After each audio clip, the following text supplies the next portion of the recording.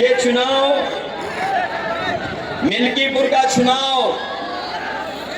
ऐतिहासिक चुनाव होने जा रहा है। यहाँ पर जितने लोग हैं वो सब जानते होंगे कि देश में और खासकर उत्तर प्रदेश में एक ही चुनाव हो रहा है। वैसे तो इस चुनाव को जो और उपचुनाव थे उनके साथ हो जाना चाहिए था, लेकिन किन्हीं कारणों वो चुनाव हो नहीं पाया।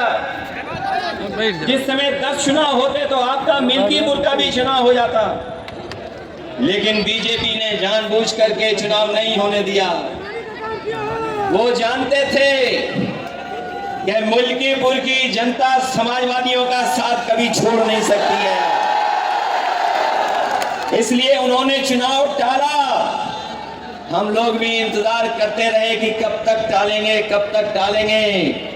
जो चुनाव से भागेंगे जनता उनसे हिसाब किताब कर करके उन्हें मिल्कीपुर से बाहर निकालने का काम करेंगे। ये चुनाव जो होने जा रहा मिल्कीपुर का चुनाव, ये चुनाव नहीं चुनौती है। मिल्कीपुर का चुनाव तो है ही है, नहीं चुनौती भी है। ये चुनाव जनता बनाम शासन होने जा रहा है। ये चुनाव मतदाताओं में और प्रशासन के बीच में चुनाव होने जा रहा है। ये चुनाव न केवल अभी के परिणाम का संदेश होगा, बल्कि आने वाले समय में राजनीति की क्या दिशा हो उसका भी परिणाम, उसका भी संदेश मिल्कीपुर से जाने वाला है। मैं तो आज अपने कार्यकर्ता नेताओं से और मिल्कीपुर की जनता से आज मिलने आया हूं, लेकिन कई लोग गिनती कर करके बता रहे थे कि मिल्कीपुर के परिणाम की वजह से लखनऊ वालों को नींद नहीं आ रही है।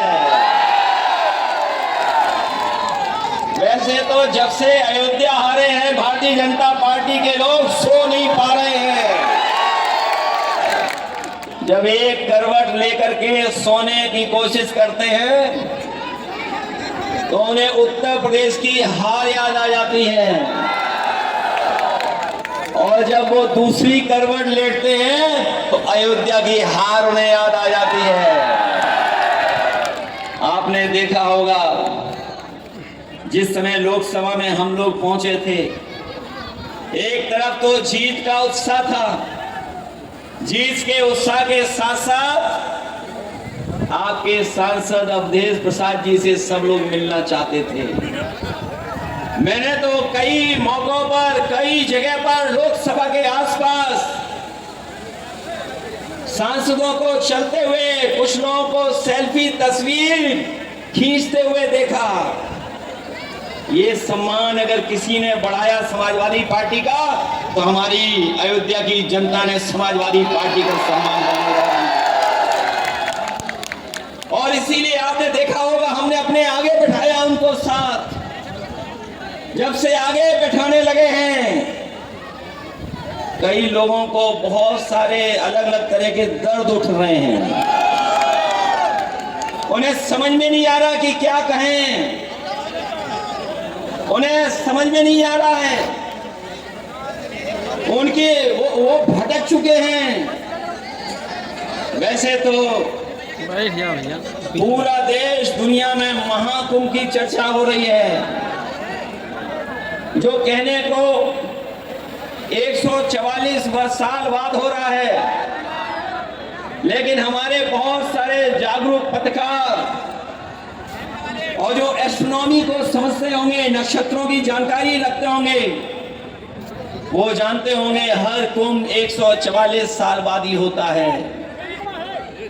कुंभ जो हो रहा है, जहां पर लोग जगह जगह से, पूरी देश से लोग चल करके आए थे, एक वो कुंभ है, और दूसरा मिल्कीपुर का यहाँ पर समाजवादियों का कुंभ हो रहा है। और ये जो हमारे मिलने का, एक दूसरे के साथ खड़े होने का, जो मिलन का कुंभ है, ये एक बार फिर सांप्रदायिक राजनीति को हमेशा हमेशा के लिए खत्म करने का काम करेगा।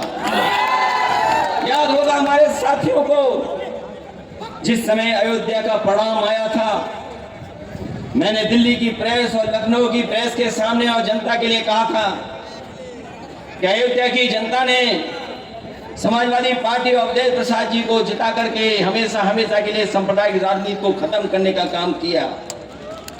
ये जो सांप्रदायिक राजनीति का जो रास्ता था, वो अगर किसी ने खत्म करने का काम किया तो वो हमारे अयोध्या और अयोध्या धरती के लोगों को मैं धन्यवाद देना चाहता हूं, उनका आभार प्रकट करना चाहता हूं। ये जो महाकुंभ के प्रचार को न जाने किस ऊंचाई तक ले जाना चाहते थे, जो घटनाएं वहां हुई हैं महाकुंभ में, हम और आप लोग कल्पना नहीं कर सकते हैं। हम लोग कल्पना नहीं कर सकते हैं। जिस दिन से स्नान होना शुरू हुआ है, सरकार लगातार गिनती बता रही है। कभी कहती है कि इतने करोड़ लोगों ने स्नान कर लिया है, कभी आंकड़े देती है कि इतने करोड़, 30 करोड़ से ज्यादा लोग स्नान कर चुके हैं। जब हम और आप लोग लौट करके जाएंगे तो आपको, हम लोगों को नए आंकड़े मिलेंगे कि इतने करोड़ लोगों ने स्नान कर लिया है। जो करोड़ों के आंकड़े दे रहे हैं। और मैंने सुना था उनका भाषण, अयोध्या में भी 16 करोड़ लोग आ चुके हैं, दर्शन कर चुके हैं। जो सोचिए करोड़ों का हिसाब किताब दे रहे हैं, वो वहां पर जिन लोगों की जान गई उनकी गिनती नहीं दे पा रहे हैं, उनके आंकड़े नहीं दे पा रहे हैं। ऐसा कभी नहीं हुआ था, ऐसा कभी नहीं हुआ। और जब कभी भी हुआ है तो उस समय की सरकारों ने स्वीकार किया है। ये पहले मुख्यमंत्री हैं जो सच्चाई को स्वीकार नहीं कर रहे हैं। कहते हैं कि हम 3 बजे से उठ करके इस पूरा इंतजाम देख लेते हैं,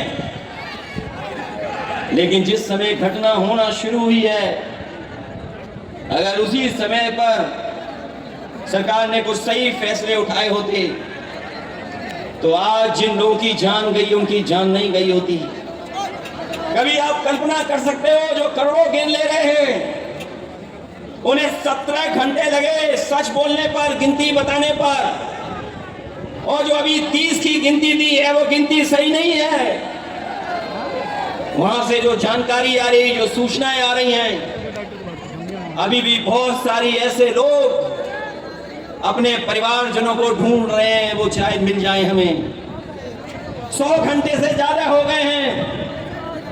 जो लोग कह रहे थे कि हमने 100 करोड़ लोगों के आने का इंतजाम किया है, वो सोचिए कुछ करोड़ लोगों के सही से स्नान भी नहीं करा पाए। जो लोग आए थे उस रात, करोड़ों करोड़ों लोग बिना स्नान के चले गए। कोई संगम में नहीं पहुंच पाया, कोई भी इंतजाम सरकार नहीं कर पाई। ऐसा पहली बार हुआ होगा जहां पर करोड़ों लोगों को बुलाया हो, लेकिन स्नान करने का मौका उनको नहीं मिला, उन्हें वापस खदेड़ दिया गया। जो तस्वीरें आई हैं, वीडियो आए हैं, हमारे मुख्यमंत्री, याद रखना, वो कम पढ़े लिखे या ज्यादा पढ़े लिखे, इसका आकलन आप कर लो। ये जितना भी नौजवान खड़ा है, ये जानता है सोशल मीडिया पे क्या चल रहा है, क्या खबरें चल रही हैं। ये बड़े बड़े अखबार वाले चाहे या बड़े बड़े टीवी चैनल वाले पैकेज के इशारे पर सही खबरें दिखाएं न दिखाएं, लेकिन हम उन तमाम लोगों को बधाई देना चाहते हैं जिन्होंने कम से कम सच्चाई सामने लाने का काम किया है। कई लोग घूम रहे हैं, भटक रहे हैं। कोई बेटी अपनी माँ को ढूंढ रही है, कोई भाई को ढूंढ रहा है, कोई अपनी ददिया ससुर को ढूंढ रहा है, कई बहनें अपने पिता को ढूंढ रही हैं। एक बेटा अपने पिता की तस्वीर लेकर के मोबाइल पर घूम रहा है। कि उसके पिताजी मिल जाएं, कोई बता दे कहां हैं, लेकिन अभी भी सरकार बताने के लिए तैयार नहीं है। बताइए आप, क्या यही सरकार जो 100 करोड़ के इंतजाम के साथ खड़ी थी, वो कुछ करोड़ लोगों को स्नान भी नहीं करा पाई, और आज भी मरने वालों के आंकड़े सही नहीं दे पा रही है, न मरने वालों के आंकड़े सरकार दे पा रही है, और जो लोग खो गए हैं महाकुंभ में, उन लोगों की भी जानकारी नहीं दे पा रही है। मैं इस मौके पे कहना चाहता हूं, लोग वस्त्र से नहीं, विचार से योगी होते हैं। कुछ लोग समझते हैं कि वस्त्र पहनने से ही योगी हो जाते हैं। लोग वस्त्र से नहीं, विचार से योगी होते हैं। जो सत्य के रास्ते पे चले वही योगी है, और वो जो सत्य को छिपाए वो कभी योगी नहीं हो सकता है।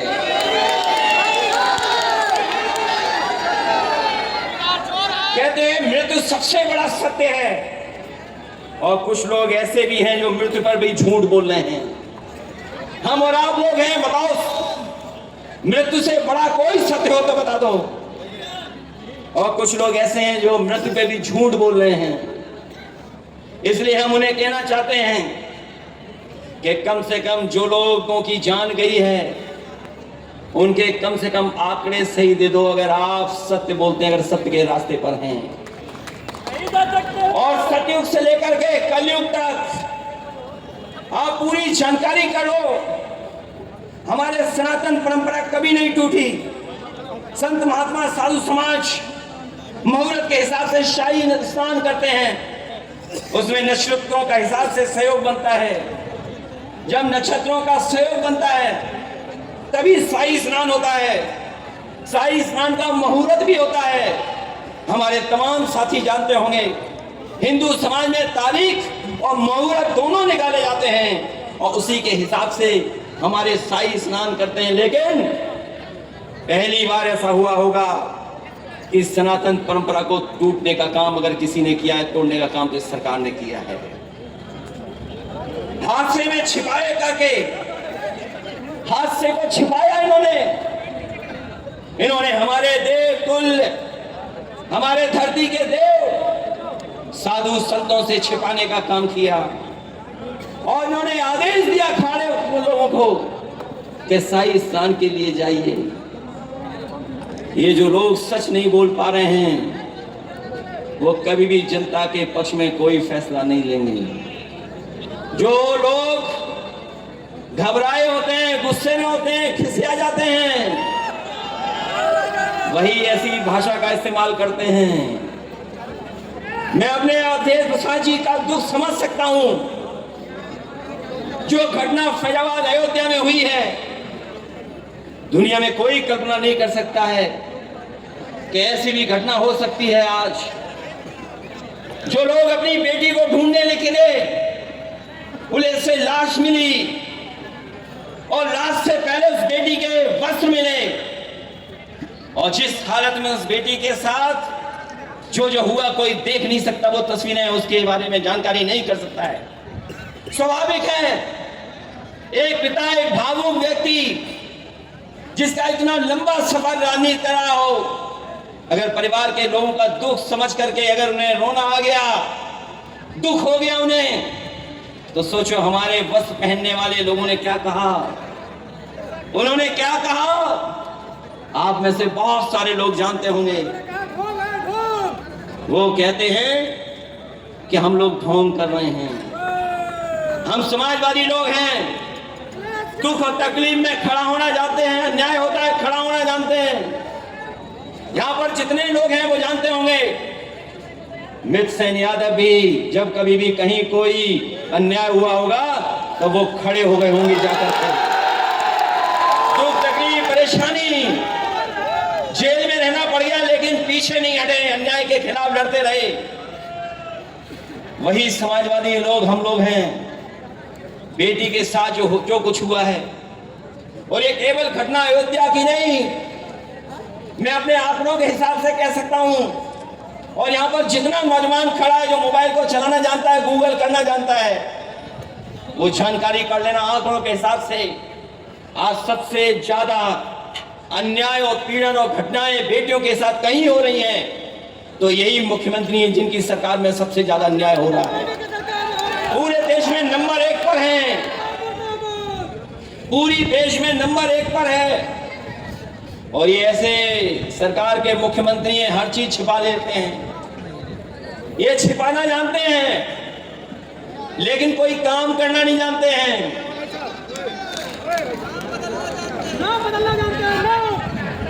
ये अगर काम करना जानते होते तो आपके बुलाने पर समय पर एम्बुलेंस आती।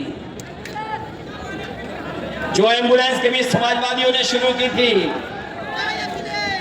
जो एम्बुलेंस समाजवादियों ने शुरू की थी, वही व्यवस्था काम आई महाकुंभ में, वही व्यवस्था काम आई। लेकिन हमारे मुख्यमंत्री इतने जानकार हैं कि बताओ एम्बुलेंस व्यवस्था ही खराब कर दी। जो पुलिस को दी थी व्यवस्था हम लोगों ने चलाने की 100 नंबर की, वो 100 नंबर भी 112 कर दिया। और 112 करने के बाद आप जानते होंगे आप लोगों से हिसाब किताब होता है, तभी कुछ न्याय मिलता है, तभी कुछ कार्रवाई होती है। ये जो भ्रष्टाचार उत्तर प्रदेश में बढ़ा इसकी आप कल्पना नहीं कर सकते हो। भ्रष्टाचार कहां पहुंच गया है। सुनने में आया है कि सरकार के बहुत सारे लोग महीनों से पड़े हुए हैं। कई मंत्रीगण घूम रहे हैं, यहां पर कई मंत्री घूम रहे हैं, लालच भी दे रहे होंगे और डरा धमका भी रहे होंगे। ये इनके चुनाव लड़ने का तरीका है। मैं ये भी जानता हूं कि ऊपर से नीचे सब अधिकारी इन्होंने चेक कर लिए हैं। इन्होंने ऊपर से नीचे तक सब अधिकारी चेक कर लिए हैं। एक दिन मैंने अपने एक्स पर लिख दिया कि अयोध्या में इतने अधिकारी पोस्ट हैं, तो यहां सरकारी लोगों को इशारा आया होगा लखनऊ से कि जो एक्स पे लिखा है वो एक्स पे ऐसा लिखा है, इसका जवाब आप दीजिए। जब उन्होंने मेरा एक्स पे लिखे हुए का जवाब दिया, मैंने कहा कि 13 में से केवल 3 पीडीए परिवार के अधिकारी हैं, तो उन्होंने कहा कि काबिलियत के हिसाब से पोस्टिंग होती है, काबिलियत के हिसाब से पोस्टिंग होती है। उसके बाद हमने दोबारा एक्स पे डाल दिया कि जो अयोध्या में एसओ पोस्ट हैं, इसमें बताओ पीडीए परिवार के कितने हैं। जब से मैंने वो पोस्ट किया है, लखनऊ से लेकर के अयोध्या के अधिकारियों को सांप सूंघ गया है, जवाब नहीं दे पा रहे हैं। और जो लोग हमारे सोशल मीडिया को देखने का तो टाइम है उन पर, सुनने में आया कि यहां पर आए थे हमारे मुख्यमंत्री जी, वो 9 बार तो आए हैं और लगभग 9 मंत्री भी भेजे हैं और लगभग 9 मंत्रियों से गुप्त बैठक भी कराई है कि प्रधानों को कैसे डराना है, कोटेदारों को कैसे डराना है। हमारे शिक्षक भाई हैं, उनमें भी उन्होंने ऑर्डर एक साथ नहीं किया, जिनकी ड्यूटी लगी उनको ऑर्डर एक साथ नहीं किया। सुनने में आया एक एक कर करके ड्यूटी दी है। बीएलओ पहले ही हटा दिए, पर्ची भी छीन ली गई, पर्ची नहीं दी गई। ये बताओ ये कौन सा लोकतंत्र चल रहा है जिसमें इस बात की घेराबंदी चल रही है कि हम समाजवादी लोग वोट न डाल पाए। ये सब किसके इशारे पर हो रहा है? ये किसके इशारे पर हो रहा है? ये जो लखनऊ में बैठे हैं, ये लखनऊ में बैठे हुए ऑर्डर कर रहे हैं और इतने जानकार हैं चीजों के, आप कल्पना नहीं कर सकते। हर चीज जानते हैं वो। लेकिन जो काम उनका है वो काम नहीं कर पाते हैं। जो काम उनका है वो नहीं कर पाते हैं। हम पे और हमारे लोगों पे क्या आरोप लगा रहे हैं कि हम परिवारवादी हैं, हम परिवारवादी लोग हैं। लेकिन आप तो गोरखपुर के पास रहने वाले लोग हो। अयोध्या कितना दूर है गोरखपुर से, वो जानते ही नहीं हैं। हम परिवार वाले लोग पूरे के पूरे सबको परिवार मानते हैं। और सच्चाई तो ये है कि हमसे पहले अगर किसी ने परिवारवाद की शुरुआत की है तो मुख्यमंत्री जी ने खुद शुरुआत की है। और उनके मामा गोरखपुर में नहीं होते तो योगी जी भी उत्तर प्रदेश में नहीं होते। ये बात पता है आपको कि नहीं पता है? सुनने में आया है कि उन्हें हमारे गांव की जानकारी पूरी है। हमारे गांव की जानकारी पूरी है।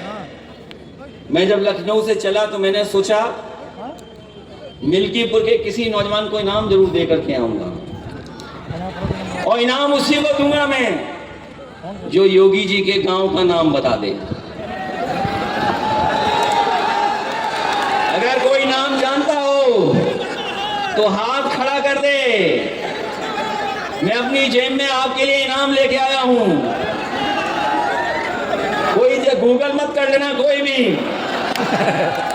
अरे मैं जानता हूं आप लोग गूगल कर लोगे। हमारे उत्तर प्रदेश के मुख्यमंत्री गूगल करना भी नहीं जानते हैं। और नहीं मानते तो पता कर लेना। वो नहीं जानते गूगल करना। गूगल करना जानते होंगे क्या? सोशल मीडिया के बारे में जानते होंगे क्या? और अगर सोशल मीडिया के बारे में जानते होंगे तो केवल इतना टाइप कर दें कि हैशटैग महाकुंभ भगदड़। उन्हें पत्रकार और अखबारों की जानकारी से नहीं, उस सोशल मीडिया से पूरी जानकारी मिल जाएगी कि आखिरकार सच्चाई क्या थी, कितनी भगदड़ मची, कितने लोगों की जान चली गई, न जाने कितने लोगों की चप्पल छूट गई, कपड़े छूट गए, और जो सामान छूटा आप कल्पना नहीं कर सकते हो। उसको जेसीबी से उठा करके ट्रॉली में भर करके इन्होंने फेंकने का काम किया। और सुनने में यह भी आ रहा है कि जो ट्रैक्टर से भर करके सामान लेके गए, जो जेसीबी से सामान भरा गया, उसमें लाशें भी थी, सुनने में आ रहा है। जो लोग कहते हैं कि हम लोग विकास के खिलाफ हैं, मैं उससे कहना चाहता हूं अयोध्या के विकास के खिलाफ समाजवादी लोग कभी नहीं रहे, और ना हम हैं आपके विकास के खिलाफ। जिस समय लोकसभा में मैं बोला या कभी प्रेस करने आए अयोध्या के हमारे साथी, ये रुजवी मियां खड़े ये जानते होंगे, पवन पांडे ये जानते होंगे, आनंद सैनी जानते होंगे, यहाँ के लोगों की जब कभी तकलीफ परेशानी हुई वो सरकार के सामने गिड़गिड़ाते रहे, रोते रहे, लेकिन सरकार ने कभी मदद नहीं की। हमारे अयोध्या के नेता यहाँ से लेकर के वहां खड़े वो जानते होंगे। मैंने एक बार वीडियो देखा कि एक बहुत सम्मानित प्रतिष्ठित बुजुर्ग अपने पूरे कपड़े उतार करके सरयू नदी में खड़े हो गए और उन्होंने अपने जनेऊ की कसम खा करके कहा कि मैं वोट बीजेपी को नहीं दूंगा, मैं अपना वोट नहीं दूंगा, बेटे को नहीं दूंगा, और बेटे के बेटे को कह के जाऊंगा कि बीजेपी को वोट नहीं दूंगा। तो याद कीजिए पवन पांडे उन परिवार के लोगों को मैंने बुलाया था। वो लोग एयरपोर्ट में जमीन देना चाहते थे लेकिन वो मुआवजा चाहते थे। ये लोग बाजार का मुआवजा नहीं देना चाहते, किसान की जमीन छीनना चाहते। हम लोग किसान के साथ खड़े थे, हम लोग गरीब के साथ खड़े थे। ये जमीनें छीनना चाहते थे, हम लोग विकास के खिलाफ नहीं थे। अयोध्या के तमाम व्यापारी जिनकी दुकानें टूट गई, मुख्यमंत्री जी का बुलडोजर आया और बुलडोजर ने उन व्यापारियों की दुकान तोड़ दी, किसी को मुआवजा नहीं दिया। कई व्यापारी बहुत गरीब थे, रो रहे थे, पीड़ित थे, परेशान थे। अगर उनका किसी ने दुख दर्द समझा, उनकी बात को किसी ने उठाया, तो हम समाजवादी लोगों ने उनकी मांग की कि उनको न्याय मिलना चाहिए। और आज भी मैं कहता हूं हमारे लखनऊ वाले से बड़े दिल्ली वाले वाराणसी को क्यूटो बनाना चाहते थे। गूगल कर लेना क्यूटो और बनारस की गलियों को पता कर लेना।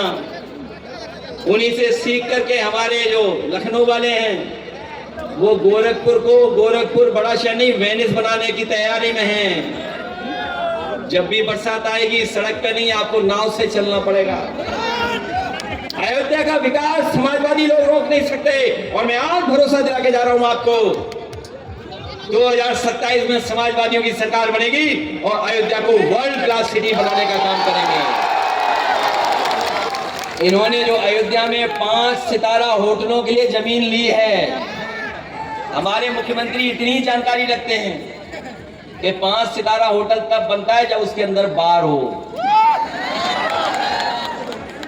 हमारे पत्रकार साथियों बताओ, यहाँ खड़े लोग हैं, यही तो सरकार कहती है कि हम अयोध्या में 5 सितारा होटल बनाएंगे। सितारे तभी होटल को मिलते हैं, स्टार तभी होटल को मिलते हैं जब उसमें अच्छी सुविधाएं होती हैं। और 1 स्टार तब ज्यादा मिलता है अगर 3 स्टार है, 4 स्टार है। और अगर आपके होटल में बार नहीं है तो 5 स्टार होटल नहीं बन सकता है। बताओ, हमारे मुख्यमंत्री जी अयोध्या में बार वाला 5 स्टार होटल बनाना चाहते हैं। कितने साल हो गए बताओ, कोई एक 5 स्टार बना हुआ अयोध्या में तो बताओ। और जमीनें ले ली गई कि नहीं ले ली गई? और अगर जो नारा दे रहे हैं हमारे मुख्यमंत्री जी, कोई नारा देते हैं कि खाली जमीन को लेकर के कोई नारा देते हैं, अरे हम तो उनसे कहेंगे सरकार हमारी नहीं है, अयोध्या की रजिस्ट्री सार्वजनिक कर दो, अपने आप पोल खुल जाएगी। कौन है सबसे बड़ा भूमाफिया? अगर कोई सबसे बड़ा भूमाफिया है उत्तर प्रदेश में तो सब भारतीय जनता पार्टी के लोग हैं। बताओ, भारतीय जनता पार्टी के लोग भूमाफिया हैं कि नहीं है? और अगर लखनऊ वालों को नहीं पता है तो जानकारी करो, रजिस्ट्री ऑफिस, एक रजिस्ट्री बाहर निकालो, अपने आप जानकारी हो जाएगी कौन भूमाफिया है। भूमाफिया यही लोग निकलेंगे, भारतीय जनता पार्टी के लोग। कभी आपने मुख्यमंत्री जी को क्रिकेट खेलते देखा है आपने? कोई स्टेडियम नहीं बना पाए क्रिकेट का। एक स्टेडियम कभी नेताजी ने अयोध्या में दिया था, वो भी अभी पूरा नहीं हो पाया। हम आपको भरोसा दिलाते हैं अपने क्रिकेट प्रेमी नौजवानों को, समाजवादी सरकार आएगी तो इकाना जैसा वर्ल्ड क्लास स्टेडियम यहां बनाने का काम करेंगे हम लोग। और मैं इसलिए बोल रहा हूं, इन्हें जब शपथ लेनी होती है तो देखते हैं कि समाजवादियों का स्टेडियम कौन सा है, उसी में शपथ लेंगे। बताएं कि समाजवादियों के बनाए हुए स्टेडियम में शपथ ली इन्होंने कि नहीं ली, बताएं हमें ये। इसलिए इनके चक्कर में मत पड़ना। ये हमारे आपके दुश्मन लोग हैं। जो लड़ाई कभी हम लोगों ने शुरू की थी संविधान की, वो संविधान की लड़ाई अभी खत्म नहीं हुई है।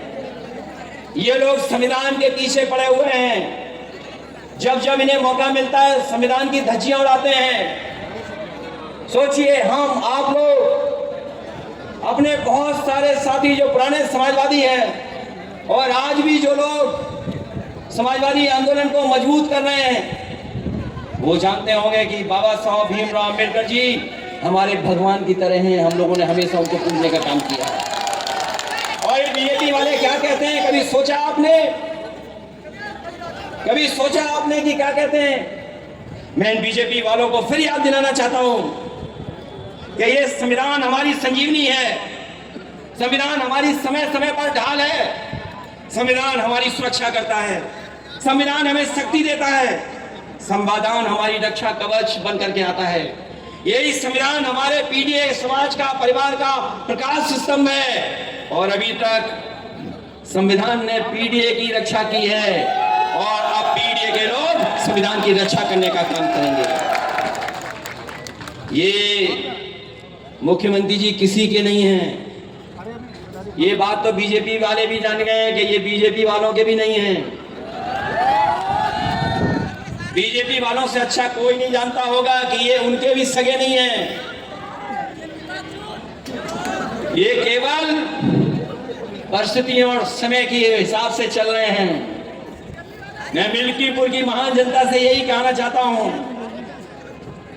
जो आपने अभी तक समर्थन दिखाया है, जिस तरह से हमारे कार्यकर्ताओं को गांव-गांव संगठन के गांव-गांव से खबरें मिली हैं, यहाँ के हर वर्ग के लोग नौजवान साथी अजीत प्रसाद को जिताना चाहते हैं, पीडीए को जिताना चाहते हैं। बताओ, पीडीए को जिताओगे कि नहीं जिताओगे? और जो लोग पीडीए की ताकत से घबराए हुए हैं, उनकी भाषा बदल गई है। वो क्या कह रहे हैं कि कुछ चीजें टेढ़ी की टेढ़ी रहती हैं। मैं जानता हूं इस बार मिल्कीपुर की जनता इतना वोट देगी कि वो सीधे हो जाएंगे इस बार। बताओ, मदद करोगे सब लोग? सहयोग मिलेगा सबका हमें। ये इकलौता चुनाव है, हमारे कार्यकर्ता और जनता घबरा तो नहीं जाएगी? अरे घबराना नहीं, इन्होंने तो 9 चुनाव में जो बेईमानी की है वो जानते होंगे आप लोग। जो चुनाव हुआ था, बताओ, इन्होंने पुलिस के दम पर बेईमानी की कि नहीं की? हम उन बहादुर महिलाओं को बधाई देना चाहते हैं। वो वीडियो आप सबने देखा होगा, जब एक पुलिस इंस्पेक्टर आकर के रिवॉल्वर तान दिया था महिलाओं के सामने, हमारी माताओं के सामने। वो माताएं घबराई नहीं, उन्होंने कहा कि हम वोट डाल करके आएंगे और समाजवादी पार्टी को जिता करके आएंगे। वो हमारी माताएं रिवॉल्वर से घबराई नहीं थी। बताओ, वो तस्वीर आपने देखी थी कि नहीं देखी? वो वीडियो देखा होगा कि माताएं मैंने खड़ी हो गई थी वोट डालने के लिए। सोचो अगर आपके सामने भी यही होगा तो क्या करोगे? बताओ आप। अगर आपको वोट डालने के लिए रोके तो बताओ क्या करोगे आप लोग?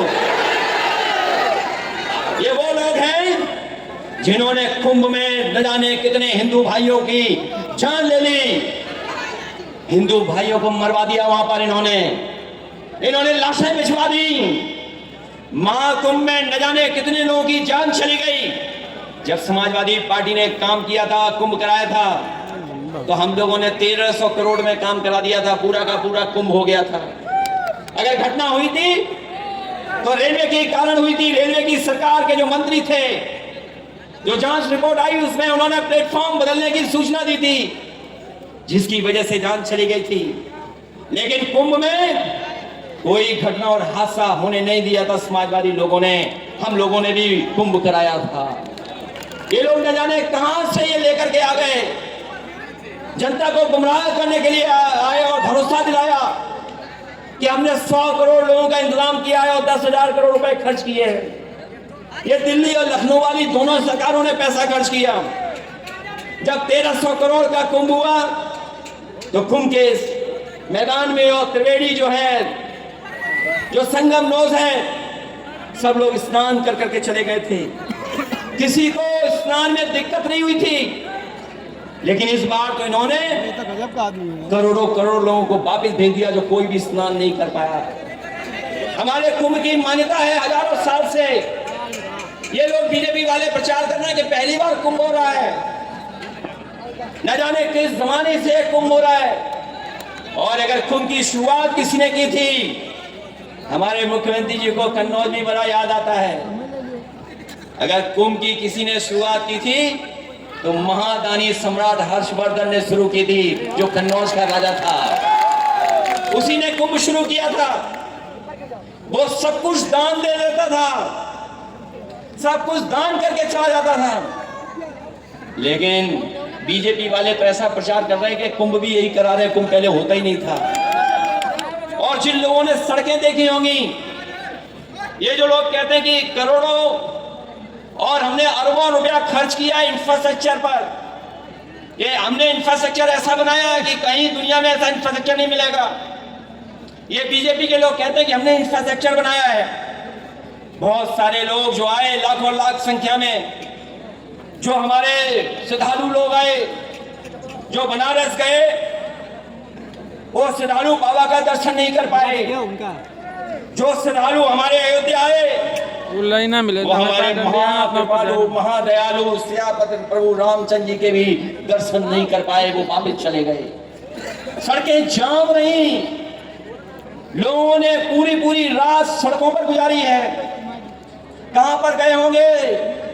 शौचालय के लिए कोई इंतजाम नहीं किया, कहां खाया होगा कोई नहीं जानता। कई लोग आए जिन्हें लगा भाई प्रयागराज से सीधा अयोध्या जल्दी पहुंच जाएंगे। उन्होंने भी गूगल पर देख करके पता किया कि कितने घंटे लगेंगे। गूगल ने बताया कि 5 घंटे लगेंगे, लेकिन जब वो चले तो पूरी रात और आधा दिन और अगले दिन शाम को कहीं जाकर के अयोध्या पहुंचे। बताओ, इन्होंने ऐसी सड़कें बनाई थी जो 10,000 करोड़ रुपए का खर्च किया हो हिसाब किताब। उनकी ये सड़कें सोचिए सिटी जाम में है, सब सिटी में ट्रैफिक भर गया, कोई इंतजाम नहीं कर पाए। और बताइए कहीं नौकरी और रोजगार का ये सरकार इंतजाम कर पाई? जो लोग कहते थे 40 लाख करोड़ का निवेश आया है, हमारे गरीब जानते ही नहीं है 1 करोड़ में कितने लाख हैं। कई बार अचानक पूछ लो किसी गरीब से गांव में 1 करोड़ में कितने लाख होते हैं, वो घबरा जाएगा, वो कौन नहीं बता पाए। हमारे मुख्यमंत्री जी कहते हैं कि 40 लाख करोड़ उत्तर प्रदेश में निवेश में आया है, 40 लाख करोड़।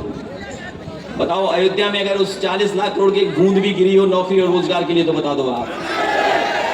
नौकरी रोजगार खत्म कर दिए, महंगाई बढ़ा दी और उत्तर प्रदेश को घाटे के बाद घाटे की तरफ ले जा रहे हैं। इसलिए हम अपने नौजवानों से विशेष अपील करना चाहते हैं कि नौजवानों, आपका भविष्य आगे, ये सरकार रहेगी तो आपको रोजगार भी नहीं मिलेगा, नौकरी भी नहीं मिलेगी।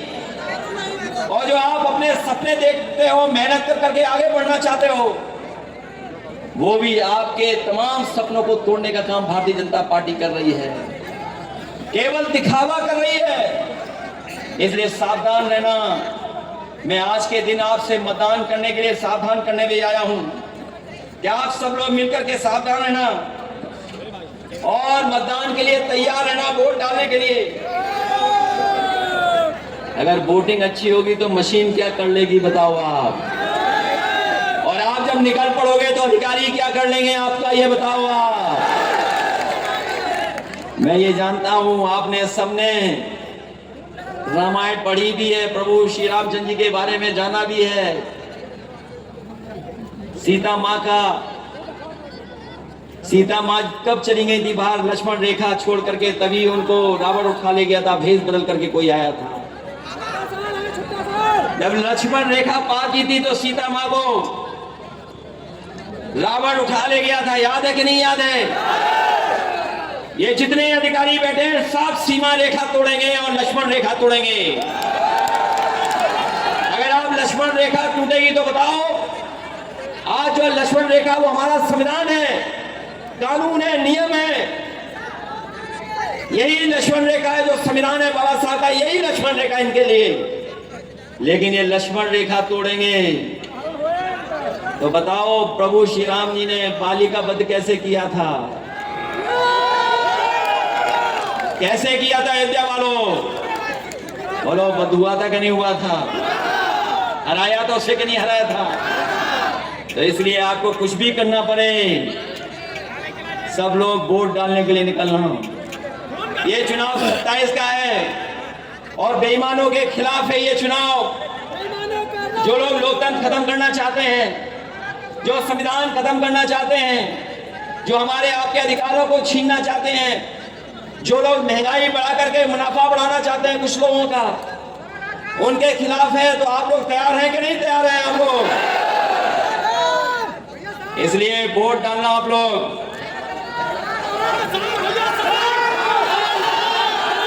उसने तो बहुतों की जान ली है, बहुतों की जान ली है। इसलिए इस समस्या का समाधान कोई नहीं कर सकता है, कोई कर सकता है तो समाजवादी लोग इस समस्या का समाधान करेंगे।